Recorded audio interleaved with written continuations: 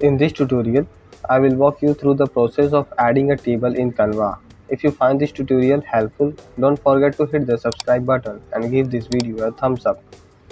To get started, open your Canva project and head over to the left hand side menu to access the element section. Next, click on the search bar at the top and type in table. You will then see a selection of tables available. Click on see all to explore the options. For example, let's click on this one here. It will be added to your project. Now you can customize the table by adjusting the rows and columns. Simply click, hold and drag to resize them. To input text, click on a cell to highlight it, then click again to start typing. You can also customize the font and other formatting options from the toolbar at the top.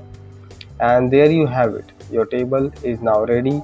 If you have found this tutorial useful, please consider subscribing and liking the video for more helpful content. Thanks for watching.